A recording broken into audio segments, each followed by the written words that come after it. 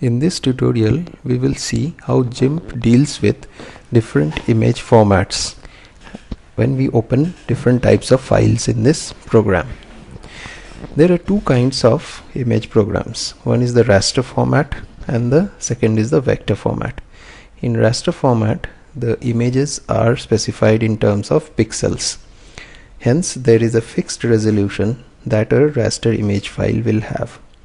In vector format, it is defined in terms of equations, and hence there is no fixed resolution, and the image can be scaled to any size without loss of any resolution. Opening a raster format in GIMP is fairly straightforward, like opening any other file in any other Windows program. Opening the vector format is a slightly more complex matter. So let us see how we can do that. Let us select a vector image. Now we see that GIMP asks for a resolution.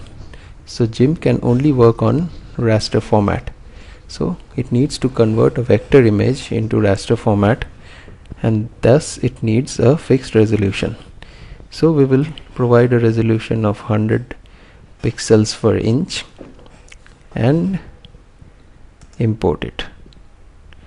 So what we see is GIMP has created a raster format for this image, and it is of a particular size. Just note that this image is being displayed at 100%. Now let us do something slightly different. We will open the same vector image and specify a different resolution. Now let us specify 400 and then we import it. When we import it, when we see it in 100%, we see that the imported image is of much bigger size. So hence, with the vector image, we can specify the exact pixels per inch resolution for importing into GIMP. Now let us move on to another aspect. When you look closely at the image, you see that there are some jagged lines that you see wherever there are gradients or a curved surface. It doesn't make the picture look very good. So what can we do about it? Let us see. We will close this and try to open the same image.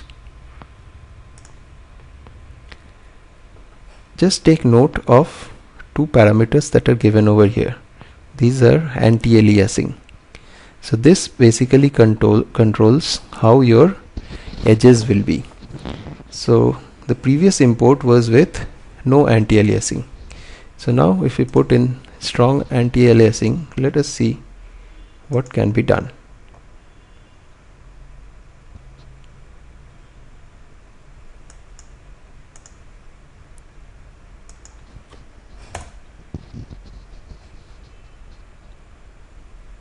So let us again,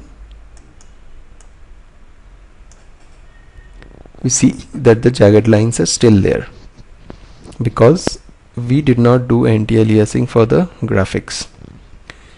Now let us open it once again and do the anti-aliasing for the graphic part.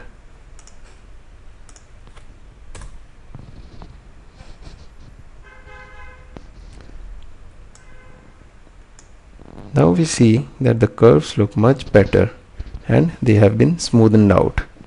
So it is recommended that when you are importing vector images, you turn the anti-aliasing to strong. Now let us look at importing another file. GIMP can also import PDF files. So we'll take a PDF file and try to open it. PDF files, as you all know, are used for documentation. So typically they will have different pages. So GIMP can treat different pages as different image files. So you can select all of them, and another thing to note is that the images The pages can be opened as different images, or it can be opened as different layers. So currently we will open it as images, and again we have to specify the resolution because PDF is again a vector encoding format.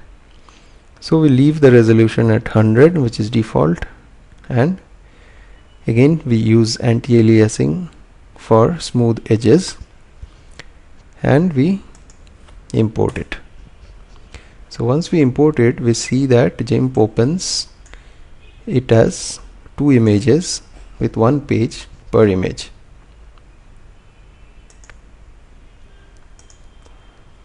This concludes our tutorial on opening files in GIMP.